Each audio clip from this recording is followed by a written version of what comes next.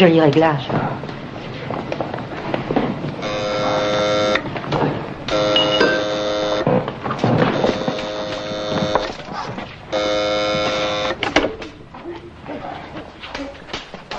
Conciergerie.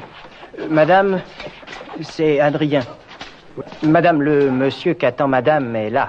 L'agence Boireau? L'agence Boireau? Oui, madame la baronne. Bonjour, madame. Je suis monsieur Jolivet. Très bien, monsieur. Adrien va vous mener jusqu'à moi. Ah, dites-moi, Adrien. Madame? L'ouvrier de la télévision est passé? Oui, madame, il est venu hier. Il n'a rien réparé du tout. C'est toujours aussi mauvais. Non, vous auriez pu surveiller son travail. D'abord, l'appareil projette les personnages beaucoup trop gros. Je n'arrive même pas à les réduire. Ils ont la tête dans mon plafond. C'est ridicule. On dirait des éléphants. Faites revenir votre bonhomme. Et il dit que vous enclenchez pas l'enclenchement sur la bonne enclenchure. Enfin, peut-être. Mais non, mes enclenchements sont bons. Qu'est-ce qu'ils ont, mes enclenchements? Et puis voyons, la définition de l'image est trop faible. Tenez, en ce moment, sur la 5e chaîne, il y a une bataille dans une histoire du Moyen-Âge quelconque. L'image se mélange avec les tableaux du fond de la pièce. C'est immonde. En ce moment, le roi Louis XV est assis dans des machicoulis. Grotesque. Je comprends pas, madame la baronne. Ça fait rien. Introduisez monsieur Jolivet. Tout de suite, madame. La télé sans cadre. Comme si j'y connaissais quelque chose. Ah, puis je sais pas, déconnecte un peu. Hein. Vous avez vu Louis XV dans les machicoulis? Elle a pour l'air commode, en tout cas. Oh, vous avez rien vu. Il n'y a pas qu'avec sa télé qu'on en voit de toutes les couleurs. Non, par là.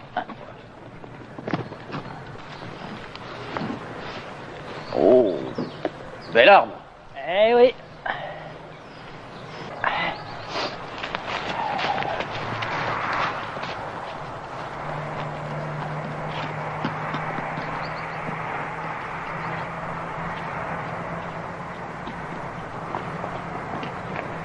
Alors, monsieur, vite, au fait, votre agence vous a mis au courant de l'enquête dont je la charge.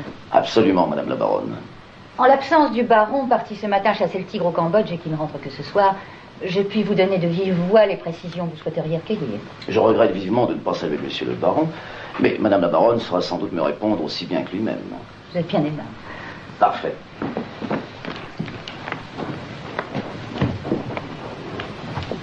Tout d'abord, monsieur Philippe Daudinier, votre frère, a disparu quand? L'année dernière? Oui, en mai dernier. Il aurait été vu en magnétomobile sur la route de Luzarches près de Chantilly pour la dernière fois fin mai 80. Bien. Fin mai 80, magnétomobile, route de Luzarches. Quand vous êtes-vous inquiété? Oh, je ne me suis jamais inquiétée. Nous étions fâchés depuis plus de 5 ans. Notre dernière algarade date de l'été 74. Bon, ça fera 7 ans, 7 ans. Je n'ai jamais revu depuis.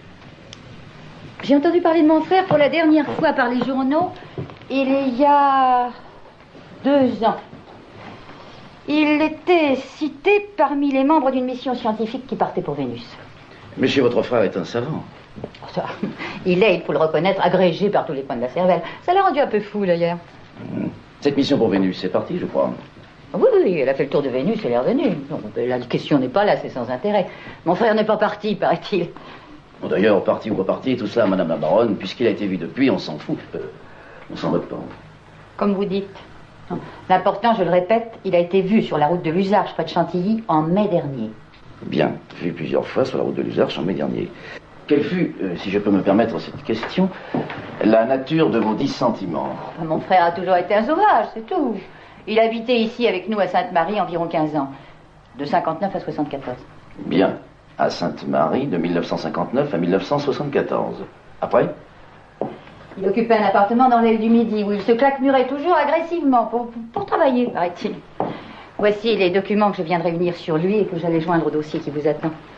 Voyez, voici sa taille, la couleur de ses cheveux, de ses yeux, sa vêture, et puis son portrait en multiphoto.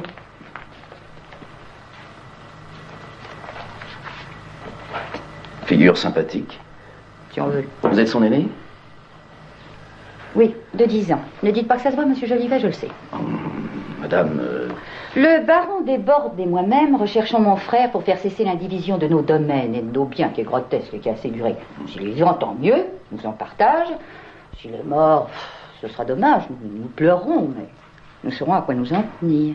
Ah ça, mais où ai-je mis mon dossier bleu? Ah, je l'ai laissé là-haut. Chantal, bah, où est votre femme? Oh, elle a dû, madame, monter dans la chambre de madame. Ah, parfait.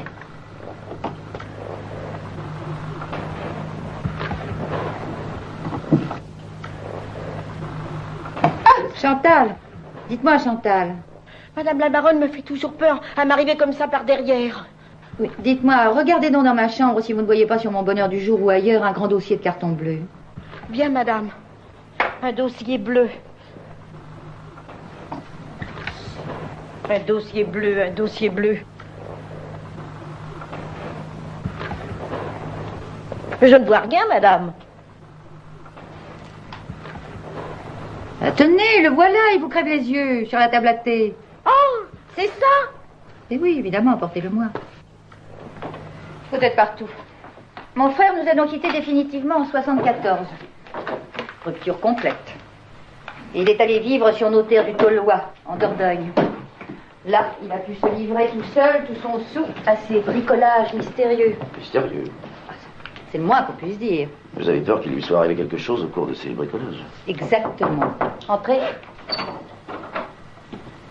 Le dossier, madame. À poser sur la cheminée. Merci, Chantal. Bien, madame. Vous allez le voir interviewé en magnétofilm à la télé il y a 2 ans. Asseyez-vous.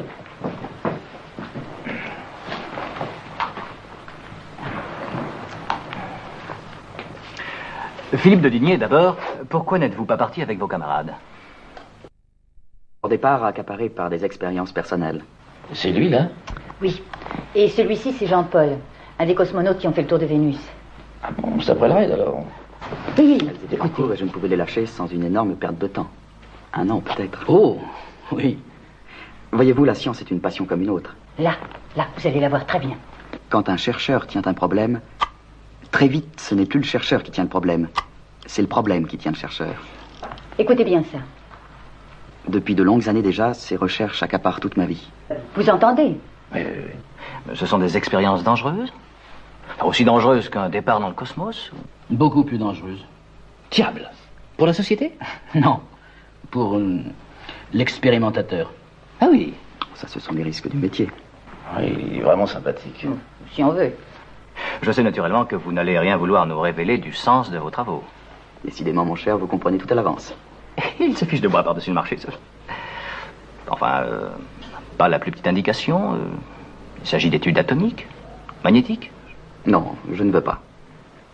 Mon cher, je vous renie. C'est tout. Ils partent à présent du voyage autour de Vénus, c'est sans intérêt.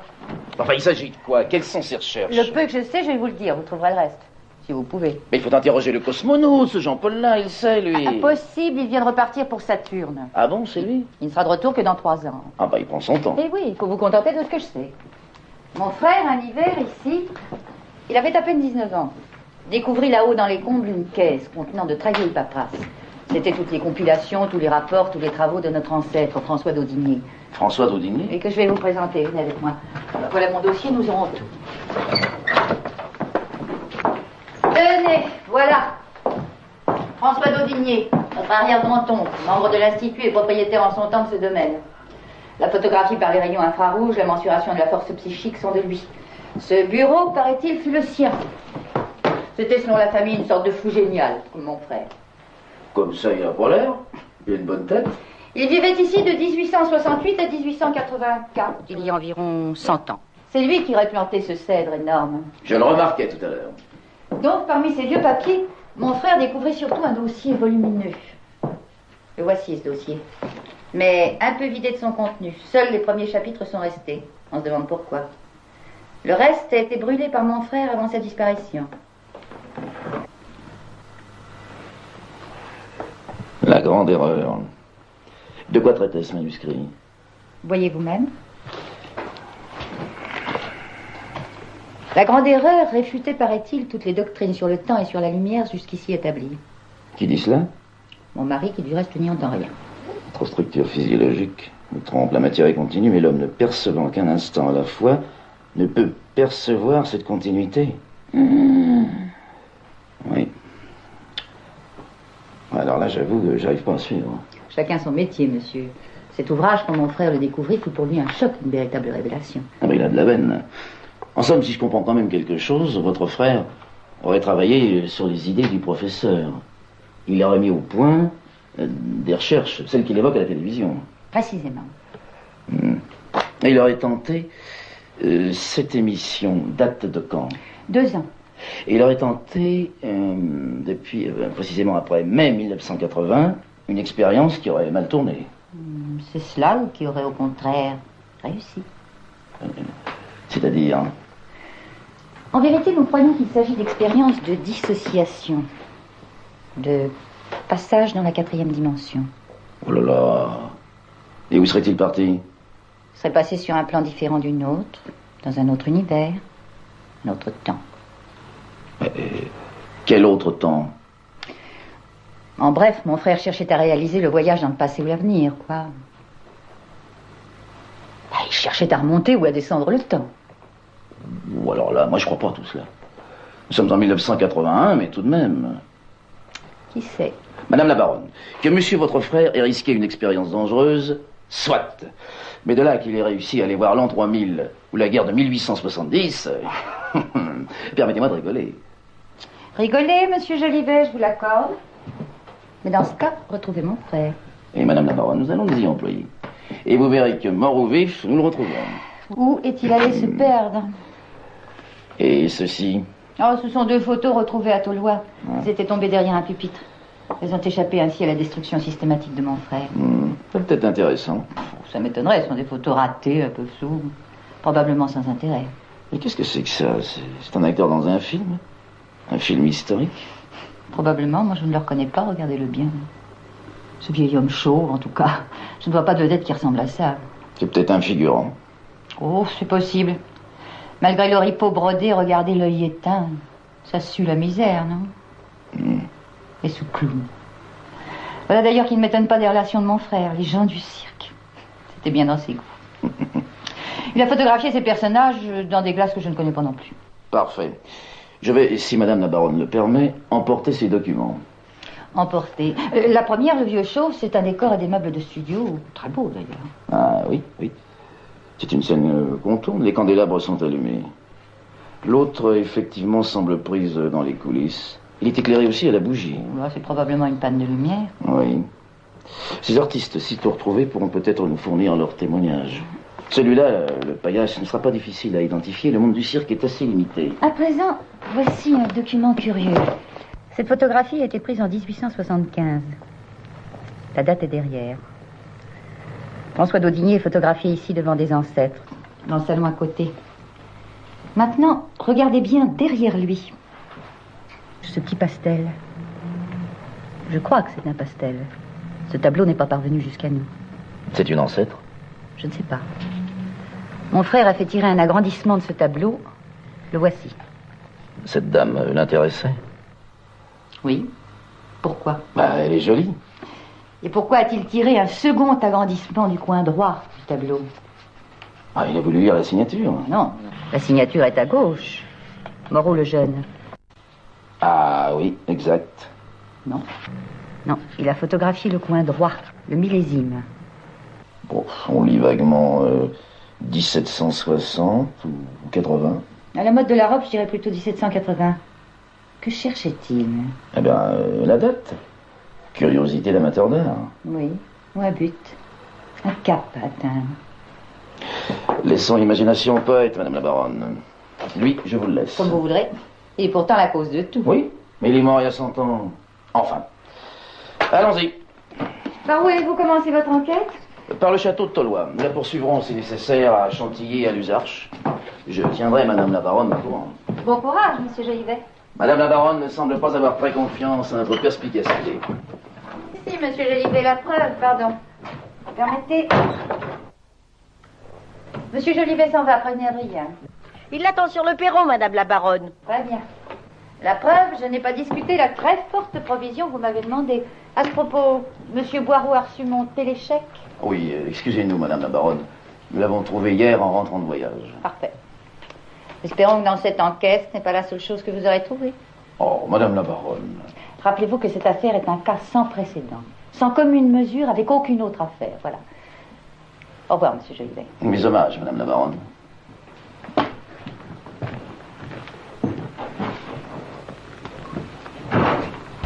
Ils ne trouveront rien.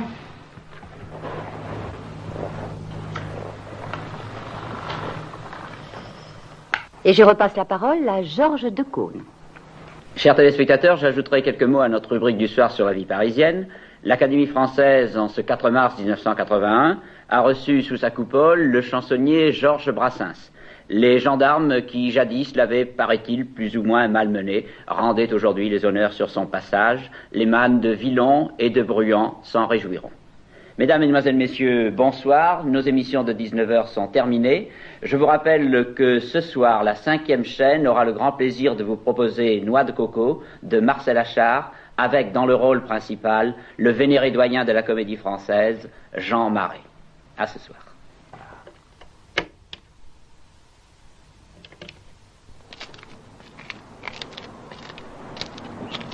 Bonjour, patron. Bonsoir. Vous avez fait bon voyage? Ouais.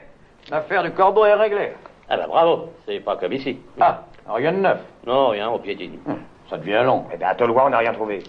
Et ici, il n'y a qu'une aubergiste qui l'a reconnu il y a 3 jours sur une photo. Mais ça a donné quelque chose? Ah non, rien du tout. Ouais. Et Jolivet? Là-bas, à la caverne. On le rejoint. Mais qu'est-ce que c'est que cette histoire de caverne? Oh bah alors ça, vous allez voir vous-même, hein. Histoire de fou. Tiens, passez pour nous. On arrive. Alors à gauche, là. Ah bah tiens, avec le net Paris, on n'a pas besoin de nous, Piatin. Oui, le nouvel éclairage. Hein. Formidable. Hein. Je l'avais encore jamais vu de loin. Le progrès. Celui-là, c'est le pylône de Sarcelles? Eh oui, le pylône nord. En effet, ça fait bien comme une sorte de gigantesque dais lumineux. À 500 mètres de hauteur? Tenez, regardez le petit point lumineux, là, que vous voyez tout là-bas, vous savez, de l'autre côté de Paris. C'est le sommet du pylône de Montlhéry. La magnétrope du sommet. Formidable. Oh, mais quand même, il paraît qu'il faut faire attention. Quand il y a beaucoup de nuages, ça les rend fulgurants, ça fout mal aux yeux. C'est ce que les journalistes appellent un coup de cumulus. C'est vous, Jolivet? Oui. C'est moi, Poirot. Ah. Claude est avec vous? Oui, j'arrive. C'est quelque chose? Oh non, rien. Bravo. Il a la crotte, le Jolivet. Bah, il s'embête, et moi aussi par la même occasion. Eh non, patron, pas par là, vous allez patauger. Je vais faire comme Jolivet, alors. Oui, non, c'est pas drôle. Ah, on arrive. Ils vous ont dit? Oui. Bonsoir. Bonsoir. Puis aujourd'hui, ils sont tous absolument déconcertants. On croyait tenir quelque chose, et puis rien. On n'a rien. Pourtant, il y a, hein. Il y a quelque chose. Et ça m'échappe. Vous allez me raconter ça. Tenez, voici madame la propriétaire de l'auberge à 200 mètres d'ici. L'auberge du Cheval Noir. Monsieur Boireau, notre patron. Madame? C'est madame qui l'a reconnu sur ses photos. Bon, ben, c'est-à-dire, je le reconnais surtout quand vous lui mettez sa barbe. Comme ça? Oui, c'est bien lui. Il venait ici barbu. Oui, tout le terrain ici, c'était lui. C'est lui qui l'a fait entourer. Il a acheté quand? Madame dit en 1979. Oui, il y a 2 ans. Mais il venait avant dans la région. Il déjeunait chez moi au Cheval Noir. Le hangar là-haut, c'est lui qui l'a construit? Et lui, oui. Et quand il venait au Cheval Noir, qu'est-ce qu'il disait? Il disait qu'il allait construire un silo à betterave. Vous ne savez rien d'autre? Ah non, moi je sais rien, j'ai dit à monsieur d'ailleurs. Il y a 2 mois, il venait plus que la nuit avec des camions. Et avec ces camions, il passait par la droite. Ah bon, par le Rédillon, jusqu'au hangar. Il y avait des hommes avec lui? Oui, mais il descendait plus à l'auberge. Vous n'avez pas vu ce qu'il descendait de ces camions? C'était trop loin. Puis de toute façon, remarquez, nous, on n'est pas des gens à s'occuper de ce que font les autres. Hein. Oui, mais pendant leur Puis d'abord, absence... ils étaient tout branchés. On voyait rien. Oui, mais pendant leur absence, vous n'avez pas essayé de voir ce que contenait ce hangar? Il était fermé complètement. Et puis je vous dis, on s'occupe pas des voisins. Évidemment. Quand il y a eu le dé de Paris, là, on a bien essayé de regarder avec la jumelle. On voyait rien. Ah, moi, j'ai eu une idée qui descendait des choses dans la caverne. Il n'y a rien dans la caverne. Vous m'avez mal cherché. Alors expliquez-vous, vous. Merci, madame. Merci beaucoup. Au revoir, madame. Merci. Je vais vous expliquer mais j'y comprends rien. Ah, ça va être intéressant. Qu'est-ce que c'est que ça? Oh, rien, c'est paraît-il un vieux calvaire dont il n'y a plus que le socle. Terrain du reste ici s'appelle le calvaire. Alors là, en bas, c'était une route jadis. Et d'abord, où est votre caverne? Se situe exactement là en dessous. En contrebas, derrière ces rochers. Par où êtes-vous entré? Nous avons ouvert par là-haut, dans le hangar, à l'endroit où le sol semblait fraîchement embué. Hein? En effet, c'était une entrée bouchée. Ah. Alors, nous avons creusé, nous avons bien trouvé la caverne, une vaste salle granitique. Et alors? Mais rien dedans, rien, vide. Ah. Attendez, vide, mais avec des traces d'incendie. Et les restes calcinés d'une vieille houppelande. Oh oh! Oh oh! Et alors? Moi j'aime bien comprendre. S'il y a que ça dans la caverne, qu'est-ce que Jodinier est allé y foutre, hein? Bah, il y est allé! Et pourquoi faire? Philippe Jodinier, boulanger, 8 mètres cubes de terre pour aller voir la houppelande? Alors il la regarde, il la contemple, et il remet les 8 mètres cubes de terre dans le trou, et il repart. Je ne vois pas bien l'intérêt. Philippe Jodinier est venu prendre quelque chose dans la caverne. Et comme ce quelque chose est pris, il n'y est plus. Vous ne le trouverez pas. C'est simple, non? Ouais, mais quelle que soit sa raison, il a dû se pratiquer une entrée plus facile. Et nous la cherchons. Que dit le radiesthésiste? Bon, des choses curieuses avec son air calme. Monsieur Rougier! Ah, vous êtes là? Bonjour, M. Boireau. Ben, j'ai promené mon pendule ici, un peu partout dans la caverne, et jusqu'à présent, j'ai détecté qu'une seule entrée. Celle de l'Auvigné, par le plafond, que nous avons réouvert. Avant ce double forage, jusqu'à preuve du contraire, la caverne était complètement hermétique. Ah? Ouais. Un seul endroit pourrait...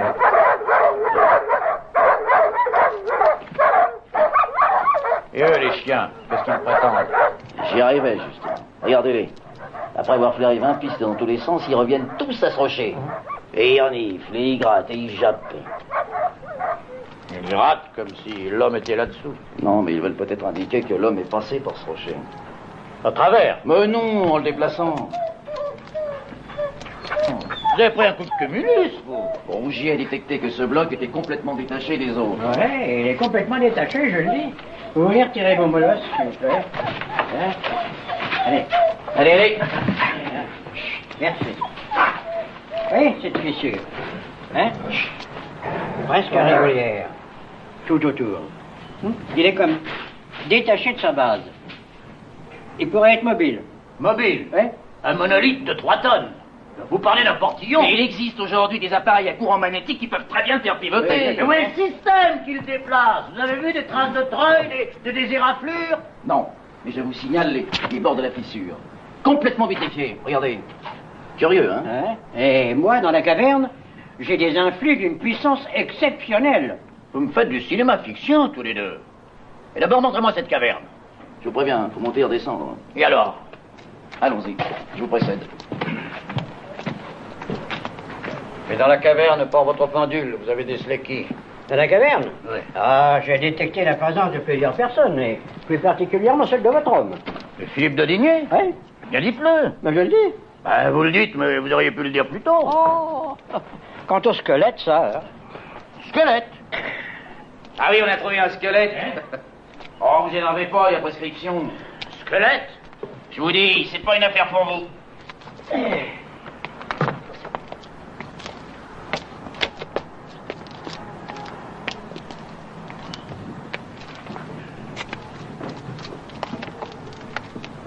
Attention, c'est un pic. C'est un squelette absolument effrité qui doit dater de l'âge de pierre. Au moins. Oh, pas tout à fait. Lumière! Lumière! Lumière! Ces traces de forage sont les nôtres? Non, ce sont celles du forage de Philippe Jodinier. Le bergiste a dû entendre du bruit la nuit. Jamais! J'y reviens, les nouvelles foreuses magnétiques ne font pas de bruit.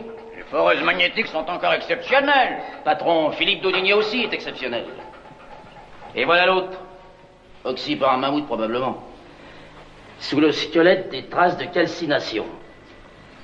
Traces de calcination ici, sur la paroi, jusque là. Là, le morceau de houppelande. Après expertise d'un bouton, c'est un paletot d'époque Louis XV, Louis XVI, 1770, 80, enfin, dans ces eaux-là. Alors, Rougier, que dites-vous du bonhomme?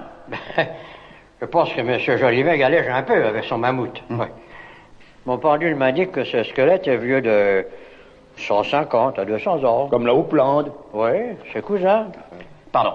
Vous dites que la caverne, avant nos forages, était hermétiquement close. Oui, depuis 20 000 à 30 000 ans. Ah bon, tant que ça?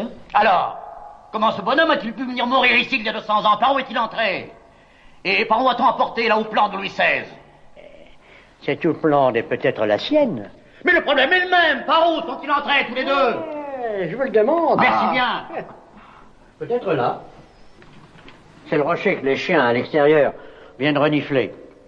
Et là, j'ai des influx. Je ne peux pas dire autre chose, mais j'ai des influx. Comment ce gars-là aurait-il pu déplacer ce rocher il y a 200 ans pour entrer ici? Il n'y avait quand même pas de machine magnétique en 1790. Permettez, messieurs. Votre squelette, qu'il soit entré ici d'une façon ou d'une autre il y a 200 ans, on s'en fout, c'est pas le problème. Nous, on recherche Philippe Daudigné, né en 1946, âgé de 35 ans, voilà tout. Et justement, M. Boireau. Mais écoutez-moi, vous ne me laissez pas placer un mot. Comment, en longtemps que vous? Allez-y. Remarquez. C'est peut-être aussi une détection fausse. Mais je l'avais déjà remarqué hier. Et présentement, j'ai la même. Alors ça. Enfin quoi, qu'est-ce qu'il dit, votre pendule? Mais il dit que le squelette est celui de Philippe Daudigné. Ah, en effet, il débloque votre pendule. Votre squelette est là depuis 200 ans, vous l'avez dit vous-même. Et Daudigné a été vu ici même, il y a 8 mois. Je le reconnais. Alors, pas de question. On finirait par chauffer le couvercle si on vous écoutait, vous. Remarquez, il suffit d'un détail, une petite chose qui vous manque. Quand vous l'aurez trouvé, ça ira tout seul. Ah, voilà. Moi, je ne peux vous dire ce que me dit mon pendule, influencé par les influx. Il y avait longtemps. Ouais. Oh, c'est bien simple. Il me dit que c'est le squelette de Philippe Daudigné, un point, c'est tout. Oh, c'est très simple, en effet. Remarquez que mon pendule subit incontestablement des ondes curieuses ici. J'avais déjà remarqué. Là-bas. Quoi, qu'est-ce qu'il y a encore? Je vous dis tout? Allez-y. Ça ne ferait qu'augmenter le cafouillage. Taisez-vous. Je vais vous avouer une curieuse expérience que j'ai faite encore. Une idée comme ça. J'ai tenté aussi une recherche sur cette photo. Qui est-ce? C'est l'ancêtre, c'est le vieux François Daudigné. Qu'est-ce qui se passe? Ah oui, eh bien là, c'est plus fort que tout. Avec mon pendule, j'ai cru... Vous avez cru quoi? J'ai cru le détecter dans la caverne, lui aussi. Quoi? Lui aussi? Oui. Mais il est mort il y a 100 ans. Attention, attention. Je ne dis pas que j'ai forcément raison. Mais remarquez qu'en radiesthésie, on peut très bien détecter le passage d'un corps 200 ou 300 ans après. La preuve. Alors, d'après vous, celui-là serait venu aussi dans cette caverne il y a 100 ans. Oui. Oh, pardon. Quoi, pardon? Ah, mais c'est beaucoup plus fort que ça, c'est beaucoup plus époustouflant. Oh, remarquez que le peu que vous nous avez dit nous suffisait. Alors? Les ondes, les influx, me le donnent en concordance avec lui. Je comprends pas. Mon pendule, honnêtement, les situe ici, ensemble. Ensemble, ici? Oui. Quand? Maintenant? Il y a 100 ans? Il y a 100 ans, voire 200 ans. Oui. Au moment de la mort de celui-ci. De Philippe Daudigné? Oui. Que l'aubergiste a vu ici, bien vivant, barbu, il y a 6 mois. Je vous dis ce que me dit mon pendule. Alors là, c'est plus votre pendule qui débloque, c'est vous! Ah, voilà, j'en ai été sûr. Je vous dis tout et vous me chahutez. Alors, M. Boireau... Ah, foutez-moi la paix! Bon. Alors, résumons-nous. Philippe Daudigné, qui a disparu il y a 6 mois, serait venu mourir ici il y a 200 ans. Oui. Bon. Voilà un premier point d'acquis, précis, indiscutable, bravo, nous avançons, c'est lumineux. Deuxième point. Le même Philippe aurait eu des conciliabules, ici toujours, avec son aïeul qui vivait 100 ans avant lui. Parfait. Nous nageons dans un océan de bon sens. Tout s'éclaircit. C'est foudroyant. Quant à moi, je file. Et pour que faire? Mais tâchez de me procurer avant ce soir de bonnes camisoles de force. Vous semblez en avoir besoin tous les deux. Voilà. Je commence à être de l'avis de la baronne. Le jeune Philippe Daudigné, on ne le retrouvera pas.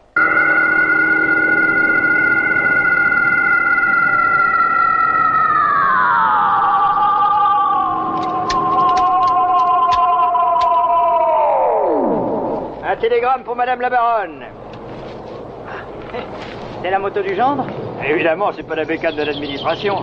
D'ailleurs, elle s'est foutue en deux hier. C'est un vieux clou qui datait de la guerre de 40. Dis donc, 40 ans. La pauvre. Elle a fait son compte. Ah, ouais. C'est la dernière Renault magnétique? Ouais. La 208, je crois. Elle marche sur l'eau? Alors... Ah, ben alors c'est pas la 208, c'est la 205. La 208, elle est amphibie. Ah, il n'y a plus rien de tel maintenant que le magnétique. Ah oui, ça, y a pas de dérapage avec ça. Et plus de chaos. Eh ben voilà, Madame la Baronne déborde d'Audigné. Eh ben, elle est là-bas, et porte-lui toi-même, tu auras la pièce. Oh, peut pas y avoir tout le progrès qu'on veut, mais le pourboire sera toujours à la mode. Madame la Baronne, un télégramme pour vous. Vas-y.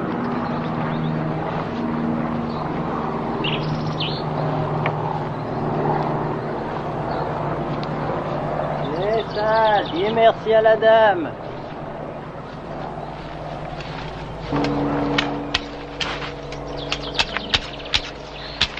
Tu coupes les cheveux? Je légalise. Ça y fait du bien, ce petit.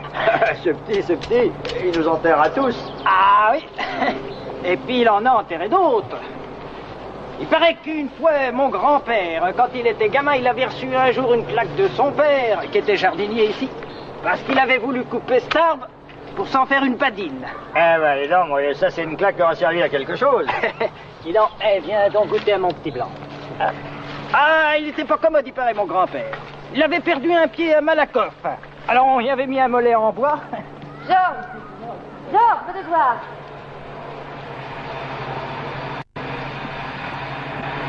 Qu'est-ce que c'est?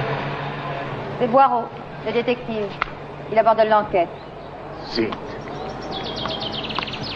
On ne retrouvera jamais mon frère. Moi, je te l'affirme. Comment a-t-il été finir, ce fou? Ouais. Où peut-il être? Où il est? S'il avait réussi, pourtant. Si ce que l'on pense était vrai. Allons, retire-toi cette idée de la tête, c'est impossible. Ça dépasse l'entendement, je sais. Mais tout de même, les théories du vieux François l'ont tellement marqué. Il les a tellement travaillées. Ça. Je crois, moi. Je crois qu'il a tenté l'expérience. Allons. Tout de même, si c'était vrai. Il pourrait retrouver ce château dans toute sa splendeur première.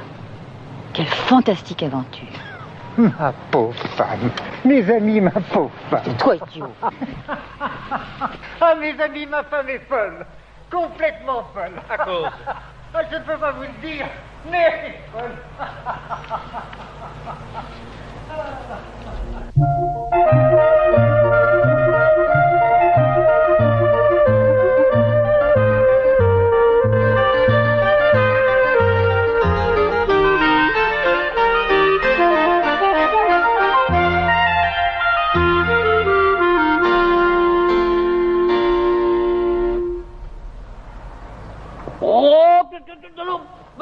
Non, mais dis donc. Et si tu pleures, je t'en retourne une deuxième. C'est pas fou, non?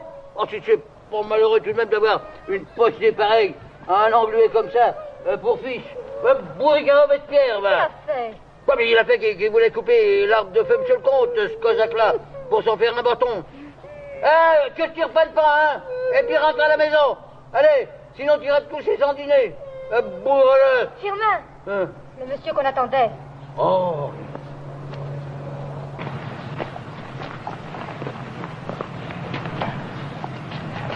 Je suis convoqué par monsieur Bruno. Monsieur le professeur Cloutier. Oui, mon ami. Oh, monsieur Bruno attendait plus que vous. Ah, ben ça, je suis désolé, mais l'Express de Paris a pris 3 heures de retard.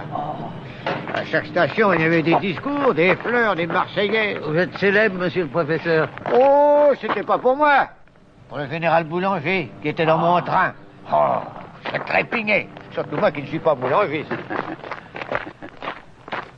Puisque nous voilà tous réunis, permettez-moi, messieurs, de commencer mon rapport par quelques mots sur la personnalité de mon regretté maître. Selon son désir, nous voici réunis à Roche-Sainte-Marie, moins d'un mois après sa mort. Mon maître de sa vie n'aura jamais adressé qu'un rapport à des sommités scientifiques. Celui-ci, posthume et bouleversant. Et, Nous en sommes convenus. Secret.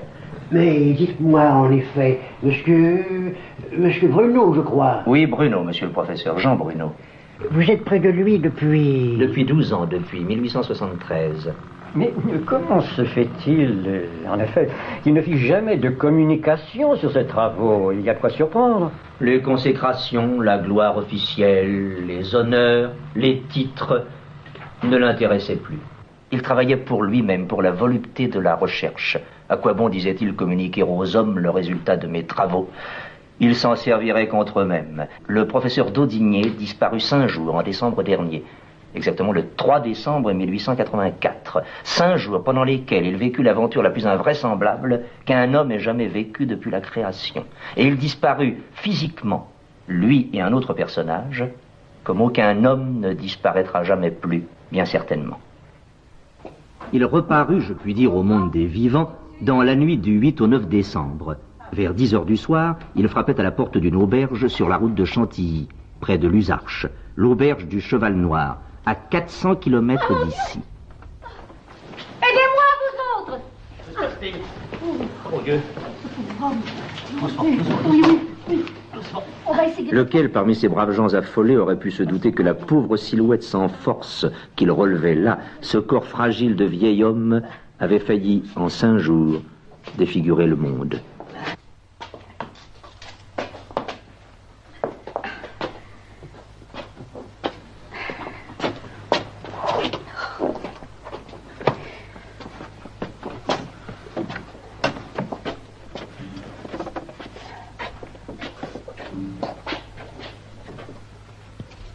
Qui ça peut être? Il est sourd.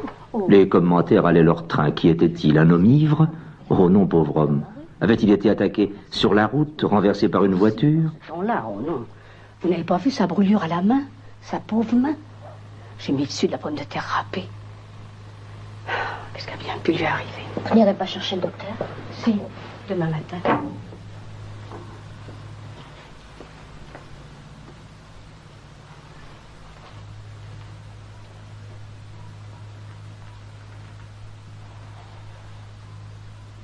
Il était minuit quand l'aubergiste ressortit de la chambre, l'air perplexe. Il m'a parlé. Il demande qu'on télégraphie à cette adresse.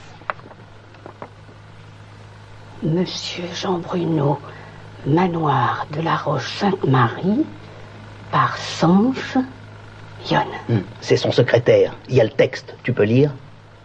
Suis malade. Auberge du Cheval Noir, Luzarches. Oui.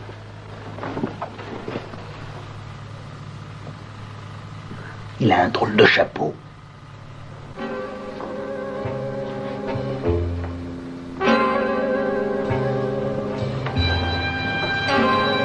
Un tricorne. C'est un vieux fou. On n'est pas l'ami Carême.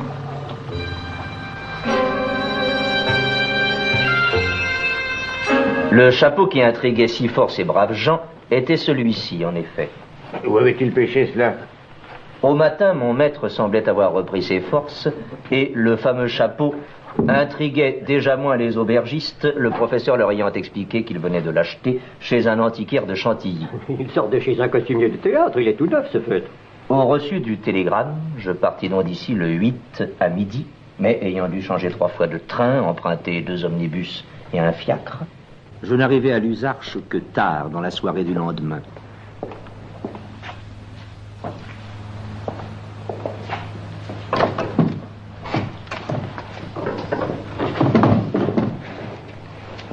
Bonsoir madame, je suis monsieur Bruno, le secrétaire du professeur Daudigné. Si vous voulez me suivre, monsieur. Merci madame. 5 jours seulement me séparaient, je vous le rappelle, de notre dernière entrevue. Aussi mon saisissement fut-il grand lorsque je fus à son chevet. Monsieur Daudigné, en 5 jours, vous entendez, messieurs, avait vieilli d'au moins, je ne sais pas, 10 ans peut-être. Sa figure s'était ravinée, ses cheveux avaient blanchi terriblement, il était blessé au bras droit. Que lui était-il arrivé? Contrairement aux premières nouvelles, je le trouvais très oppressé, parlant avec peine. Son état resta grave 2 jours, puis à nouveau s'améliora. 8 jours, il sembla sauvé. 8 jours alors pendant lesquels, lucide, et méticuleux, il écrivit ce document fabuleux. Laissez, laissez. Je dois finir. C'était le récit de sa disparition. Il m'en fit lire quelques passages sur place. Et mes réactions ahuries lui causèrent ses derniers sourires. Mais son cœur avait été touché. Il se sentit à nouveau brusquement mal. Écrivez. Encore ceci. Maître, demain matin, reposez-vous. Non, non, écrivez. C'est capital.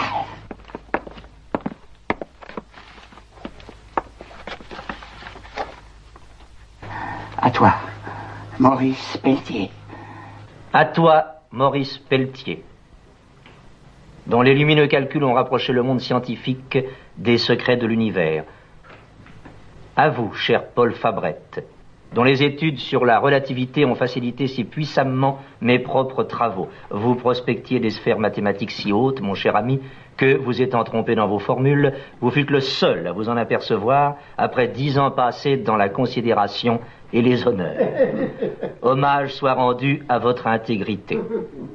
À toi, Joseph-Marie Cloutier, cher vieux cep noueux, vieil hibou génial et grognon. Je m'excuse, maître, mais je lis. Lisez, lisez, mon ami, je connais mon bonhomme. Vieux dénicheur d'erreurs scientifiques, écoute mon rapport, et pour ne pas aussitôt te hérisser, rappelle-toi qu'en 76, à la Sorbonne, tu énonçais cet axiome, lequel fit date: toute vérité scientifique, disais-tu, est un concept évolutif et provisoire. Rappelle-toi, vieux crocodile... Excusez-moi encore, maître.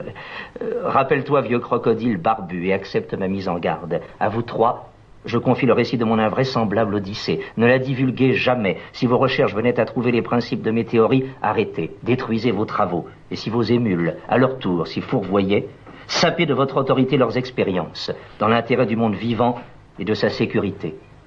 Ce récit puisse vous convaincre. Signé François Daudigné, 20 décembre 1884.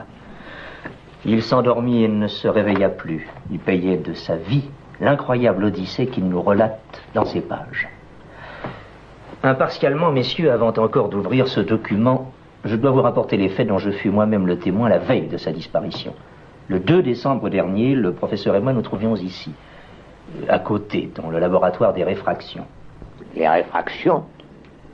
Oui, à l'occasion de ses recherches cosmogoniques, le professeur avait découvert certaines particularités surprenantes de la lumière.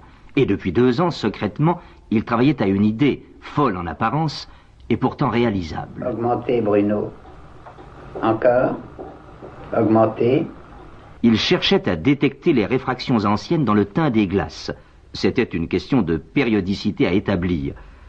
Il avait des résultats, mais médiocres, fugitifs, fantomatiques, ce qui était déjà sensationnel, mais le professeur piétinait depuis plusieurs semaines. Encore. Forcez à gauche. Toujours des ombres confuses, mélangées. Il était de plus en plus déçu. Et moi, j'avoue, de plus en plus impressionné.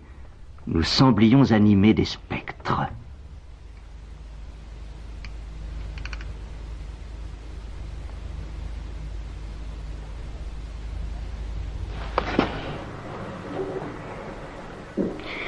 Il me semble voir une femme. Un chignon, non? Polarisé. Encore? Ah non. Ah non, ça va mal. Ah mais oui, on croirait le gros chignon de feu Madame Thiébaut. La mère de ma femme. Travailler depuis des mois comme je travaille pour revoir le chignon de Madame Thiébaut, ce serait le comble. Oh non. Non, ça va pas.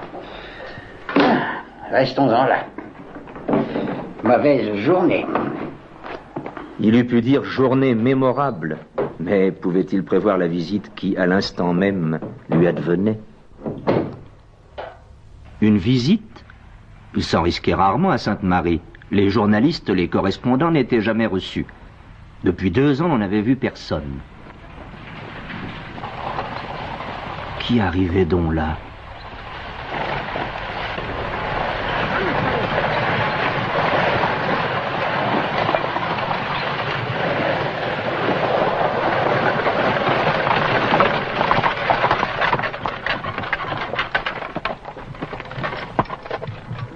monsieur. Bonjour, mon ami. Je voudrais voir monsieur le professeur François d'Audigné. Ah oui, monsieur, mais c'est que monsieur le... Je sais. Veuillez lui remettre ce mot, je pense qu'il me recevra. Ah bien, mais alors je vais vous demander de mettre... J'ai compris, je vous attends.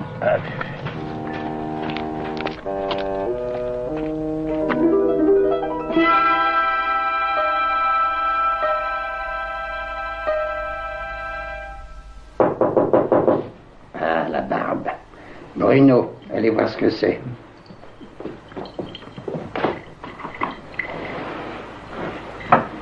Cher monsieur, je vais t'attendre à l'entrée. Oui, c'est très bien. Monsieur Bruno va les conduire. Dites-moi, Firmin, ouvrez l'œil. Et pas de bavardage. Oui, monsieur, oui. Alors? Ah ben alors ça... Qu'est-ce qui se passe? Qu'est-ce que ça signifie? Lisez. Ah ben asseyez-vous, maître. Je me suis assis. Alors? Où en sont, monsieur le professeur, vos secrètes et sensationnelles recherches sur la détection des vieilles images dans les glaces? Elles sont inachevées, je le sais, mais avancent-elles? Quoi? Ce n'est pas signé.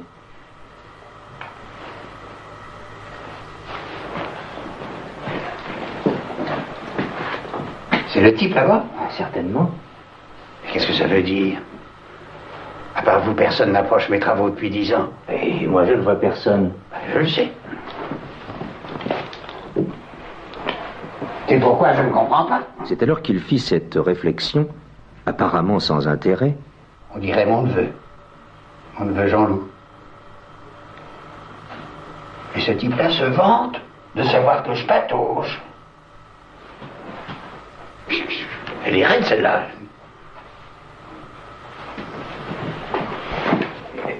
Vous allez le recevoir? Vous pensez? Maintenant, c'est plus lui qui veut qu'on se rencontre, c'est moi. Allez me le chercher. Bien.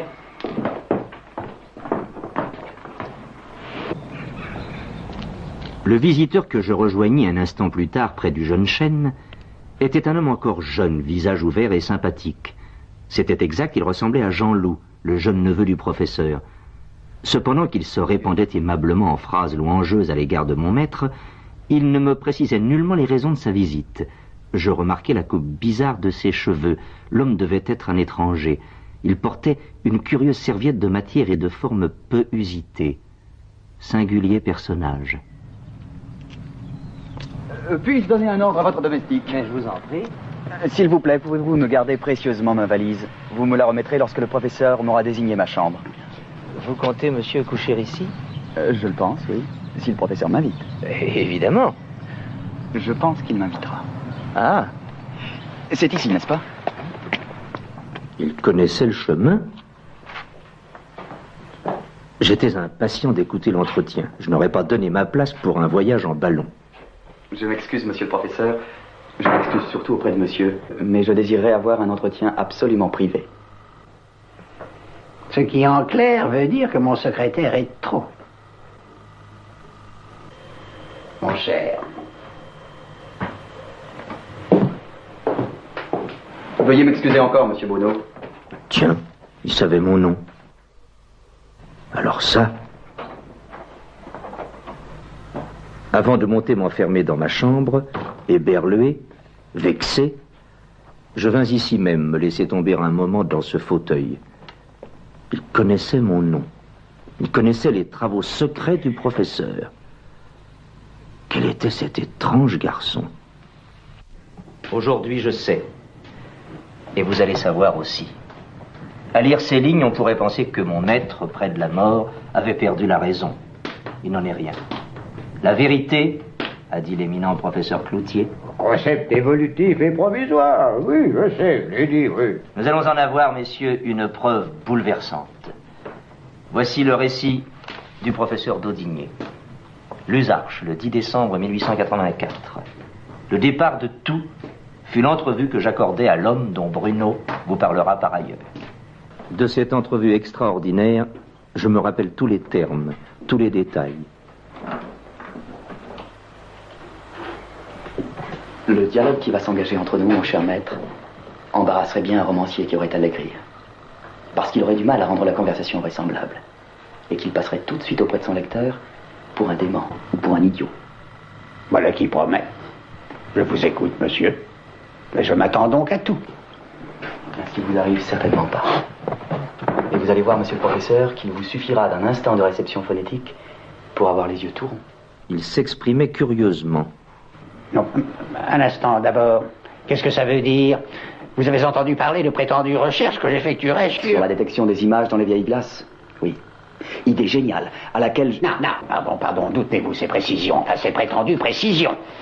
Vous faites de la transmission de pensée, vous traversez les murs. Ne vous énervez pas, maître. Et vous allez voir que tout va très facilement s'expliquer. Très curieusement, mais très facilement. Savez-vous d'abord qui je suis? Regardez-moi. Mon physique ne vous rappelle personne? Un parent? Allons, maître, je ressemble étonnamment à Jean-Loup, votre neveu. Bon. Et alors, vous seriez qui? Je suis le comte d'Audigné, Philippe d'Audigné. Vous voyez, vous faites les yeux ronds déjà. Jusqu'à preuve du contraire, le seul comte d'Audigné, je n'en tire pas gloriole d'ailleurs, c'est moi. Je m'excuse, mais aussi extraordinaire que ce soit, aujourd'hui, dans cette pièce, vous n'êtes pas le seul comte d'Audigné. Ah, je croyais jusqu'ici qu'il ne pouvait pas y avoir deux comtes d'Audigné simultanément. Si, en l'occurrence. Alors, vous seriez un parent? Oh oui. Ah bah, et par quelle filiation? Si vous le permettez, je vais vous fournir quelques preuves de notre indéniable et j'ose dire sensationnelle parenté. Je simulais l'incompréhension. En réalité, une idée fulgurante, insensée, venait de traverser mon cerveau. Ah, j'oubliais de vous dire aussi que je suis le propriétaire de la Roche-Sainte-Marie. Ah non, bon, de ce château. Oui, en indivision avec ma sœur, la baronne des Bordes. Je n'ai plus qu'à coucher sous les ponts, moi, alors. Vous êtes le propriétaire, vous, en 1884, soit. Qui vous dit que je me prétends le propriétaire actuel? Les biens sont éphémères, vous le savez. Qui vous dit que je ne suis pas le propriétaire d'hier? Vous n'êtes pas un revenant? Non. Ou plutôt donc, le propriétaire de demain, par le jeu légitime des héritages. Un instant, je vous prie. Toujours calme en apparence, une émotion intense m'envahissait. Mes théories venaient-elles triompher sous mes yeux? D'où arrivait cet homme? Voici une photographie qui va, je pense, vous intéresser. Votre petit chêne, votre arbrisseau planté par vous il y a 2 mois au milieu de la cour. Sa santé vous inquiète, paraît-il? Rassurez-vous. Le voici, photographié par moi le jour anniversaire de mes 25 ans.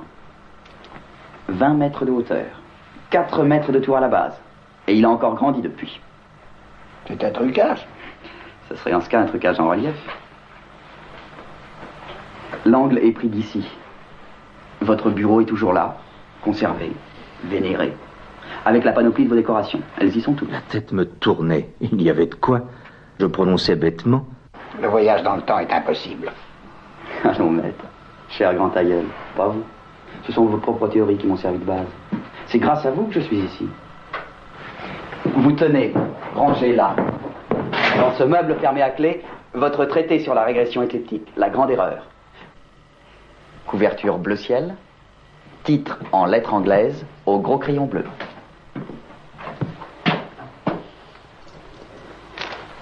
Vous faites de la transmission de pensée.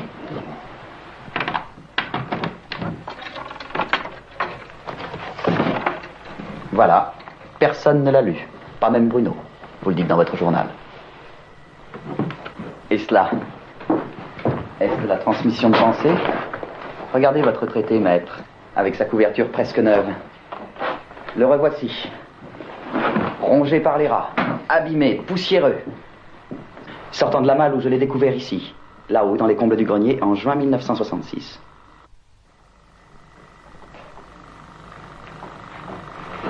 Ouvrez votre manuscrit, maître, où vous voudrez, je le sais par cœur. C'est des principes qu'il contient que je suis parti. 10 ans d'études pour me permettre de tenter, enfin moi le premier, le voyage interchronomique. Tenez, Ce schéma, page 18. Vous permettez? Je le reproduirai exactement. Il représente la Terre tombant dans l'espace, avec ses principaux mouvements uranographiques actuellement homologués. La Terre et son mouvement orbital sont figurés par une spirale. Le sens de la translation est indiqué par une flèche, ici à droite. Flèche dont la tige sur votre document est un peu barbouillée par un gros pâté d'encre à sa gauche. Exact?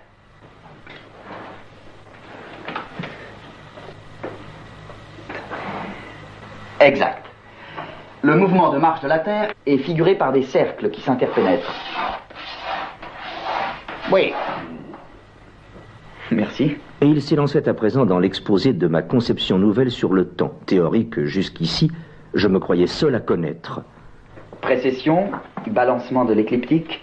Théorie fascinante, vertigineuse, que, sitôt élaborée, j'avais eu l'intention de brûler. Et à droite, 3 notations.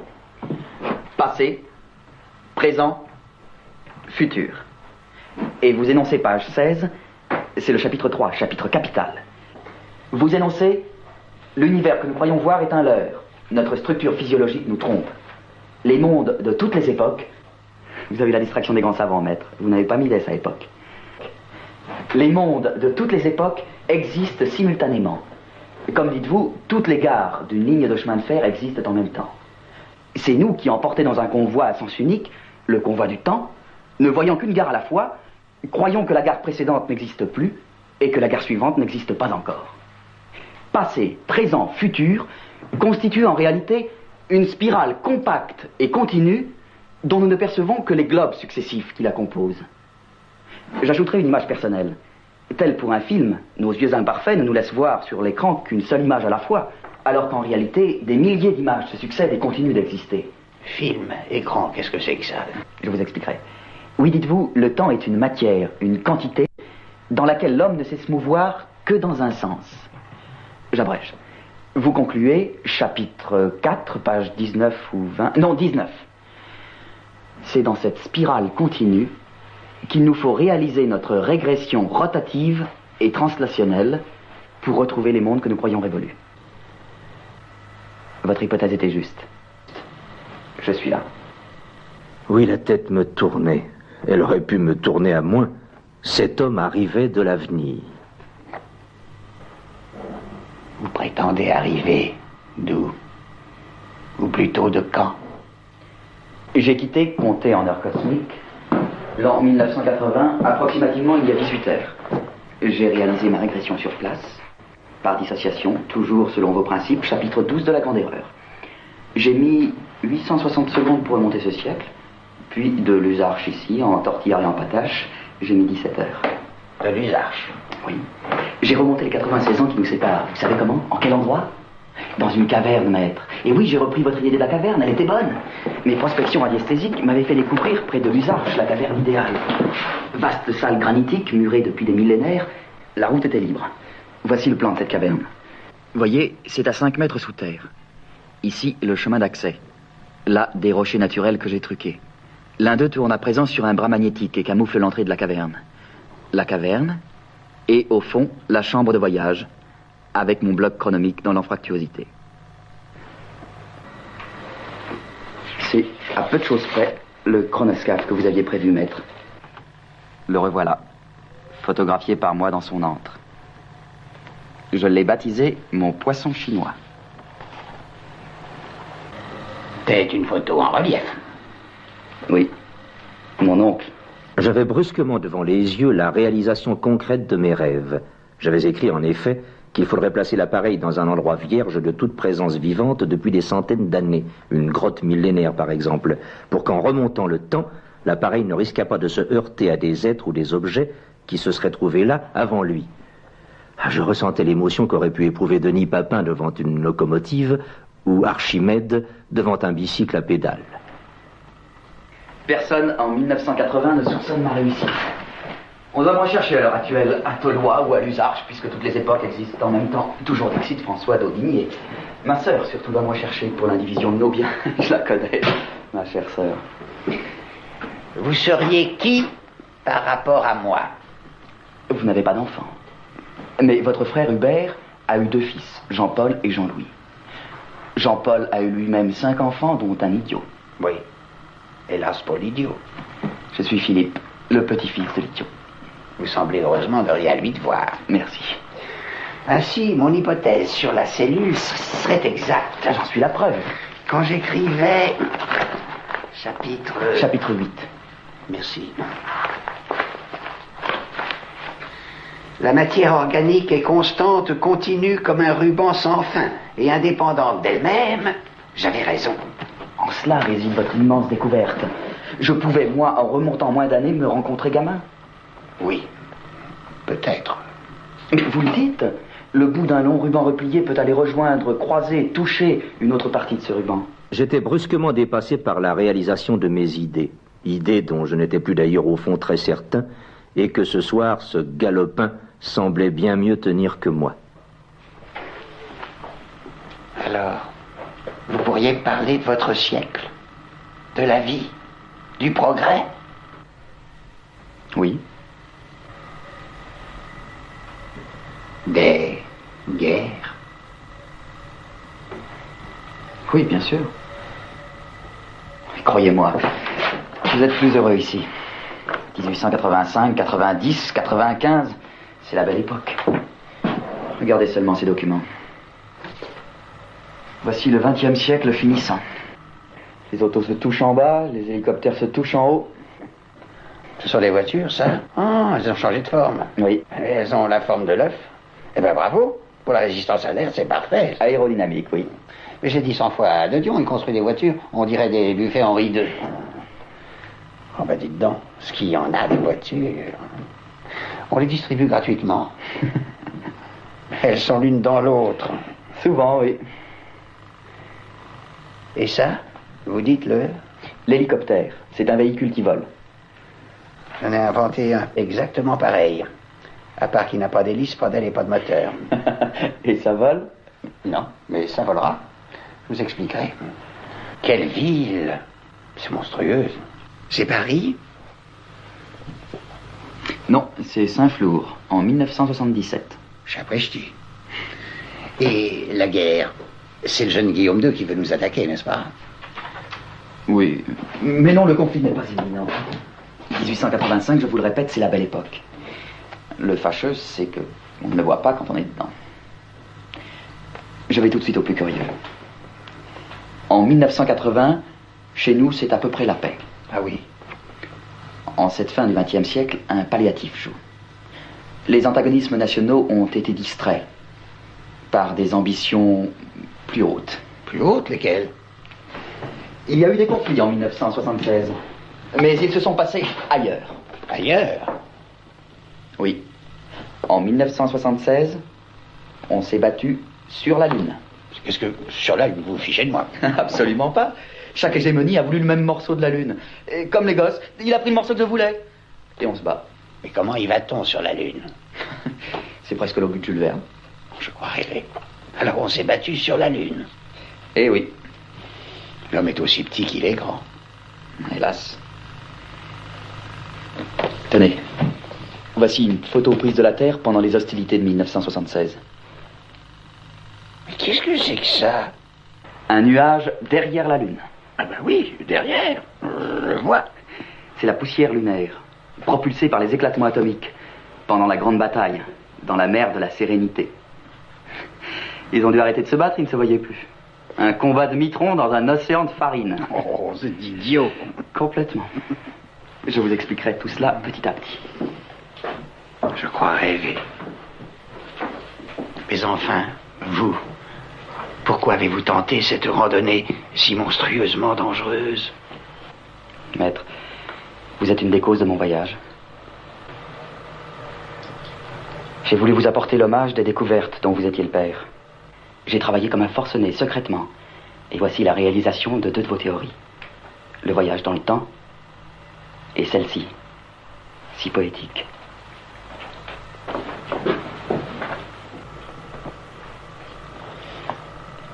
Ma glace, avec un visage dedans. Mon Dieu. Mon Dieu. Ce n'est toujours pas un trucage.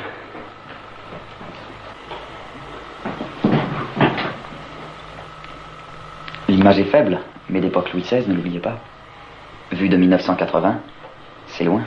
C'est fabuleux. Mais alors, moi, je n'aboutis pas.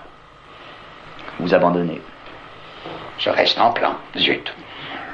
C'est moi qui, en 1976, reprends vos données. Je cherche longtemps, je piétine. Je m'aide de vos carnets verts.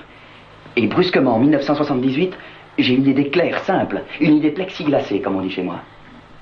Et en 8 mois, j'aboutis. C'est bon, n'est-ce pas? C'est excellent. Je vous communiquerai tous mes travaux. Quel visage ravissant, n'est-ce pas? Vous n'avez pas un portrait d'elle? Vous ne la reconnaissez pas? Un pastel? Oh mais oui, vous savez tout, vous. Je peux le voir? Le pastel? Oui. Tout de suite? Si possible. C'est facile, venez avec moi.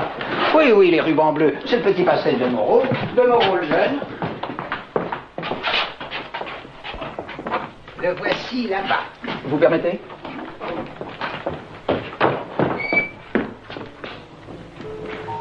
Moreau le jeune, 1788. 88, 100 ans encore. Alors qui était-ce? C'était Marie Dodson, une Anglaise. Une Anglaise, cette brune? Oui. J'ai toujours entendu dire dans ma jeunesse que c'était Marie Dodson, une Anglaise. C'est bien elle. Ses rubans bleus, son charme étrange. Elle est vraiment Aérodina Fleur. Comment? Aérodina Fleur est une expression de mon époque, qui signifie exquise. Oh, c'est mécanico-poétique. Elle était, paraît-il, la demoiselle de compagnie de celle-ci. Catherine d'Audigné, notre aïeule. Elle est morte sur l'échafaud, la pauvre. Marie Dodson? Non, Catherine d'Audigné, notre ancêtre. Ah bon? Enfin bon. Oui. Voici son perroquet. C'est lui qui l'a compromise. Enfin, d'après la légende, il gueulait tout le temps « Vive le roi ». Alors elle a été guillotinée, à Nevers, en même temps que son mari. Que voici. Xavier d'Audigné, notre richissime aïeul, est le reconstructeur de ce château. C'est une toile très rare de Carmontel. Aucune de ces toiles ne m'est parvenue. Xavier d'Audigné, pionnier de la civilisation française aux Antilles. C'est très bien. Oui, négrier, quoi. Il avait perdu un œil? Oui, dans un duel.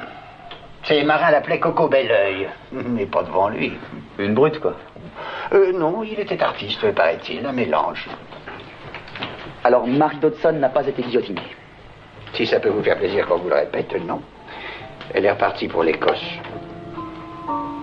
1788. Dans votre glace, vous n'avez jamais vu Coco Belleuil ni Catherine?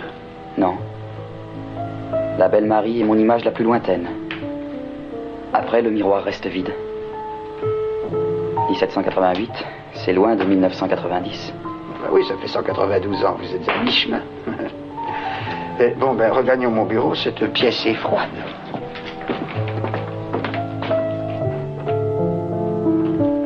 Qu'est-ce qui se passe? Amoureux d'une image? Je ne sais plus, peut-être. Depuis que j'ai détecté ce regard, il ne quitte plus ma pensée. Oh, mais alors, vous n'aviez pas envie de plonger jusqu'à elle au lieu de vous arrêter ici? Fallait profiter de la voiture, c'était si simple.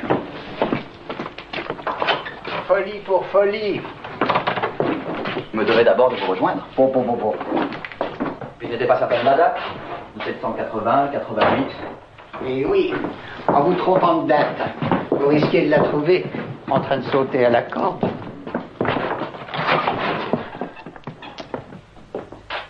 La voici. Chère glace. Un peu moins dédorée. Moins abîmée qu'en 1980. Vieille rosse qui n'a pas voulu me révéler ses secrets. À moi, elle a révélé que je réussirais mon voyage. Ah oui? Oui. Restez là une seconde devant la glace, maître, je reviens. De mon époque, je vous ai détecté souvent dans son teint. Je m'y suis vu aussi, moi, à côté de vous. Ce qui m'a permis de penser, ça va, j'arriverai à bon port. En voici la preuve. Et en somme, ce sont les reflets que nous créons maintenant que vous avez captés en 1980. Regardez votre position. Approximativement, oui.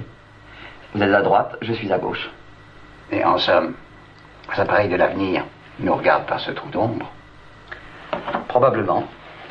L'histoire de fou, qui dans son développement dépasse la pensée.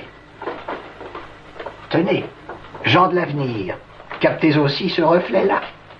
J'avais prévu ce geste gamin, maître, et je l'ai enregistré aussi. Le voici. Oh. J'oubliais. Une idée subite le faisait s'agiter brusquement et mimer par de grands gestes l'importance de son étourderie. J'oubliais de vous présenter quelques-unes des prospections que j'ai faites sur d'autres miroirs anciens. Je connais en 1980 le directeur du garde-meuble national. Je me suis fait prêter par lui différents miroirs historiques. Je n'ai pas toujours réussi mes détections. Cependant, en voici deux, j'ose dire, bonnes. Que dis-je? Sensationnelles. Voici détecté dans une psyché des petits appartements de Versailles. Voici, peut-on dire, la photographie. L'instantané du roi Soleil. Louis XIV. Oui, maître. Voici le visage exact du vieux roi, au moment d'ajuster sa perruque. C'est fantastique. Louis XIV. Le vrai visage. Comme personne ne l'a vu. C'est vraiment lui? Je vais vous en donner une preuve, au moyen d'un petit jeu qu'on pratique à mon époque. Voyez?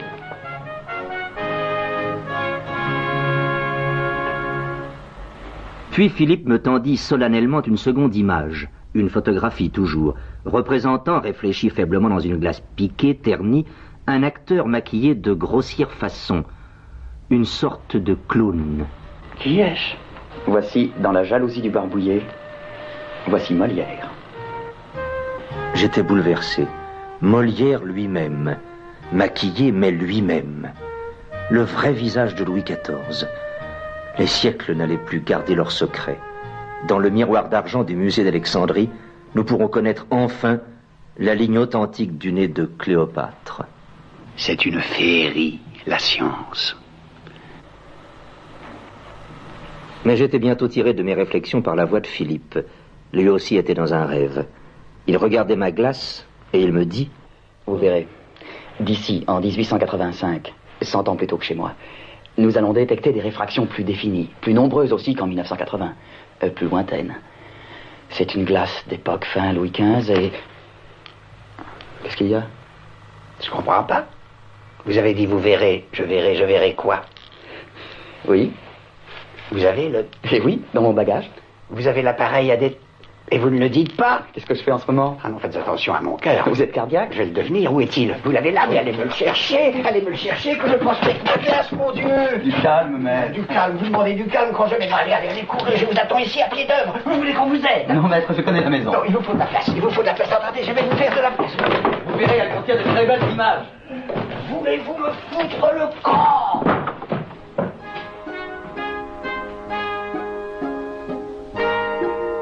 Était-ce possible? J'allais dans un instant, enfin, explorer l'univers sibyllin de mon vieux miroir. Ainsi cette invention si embryonnaire dans ma vieille cervelle allait venir à moi, toute réalisée.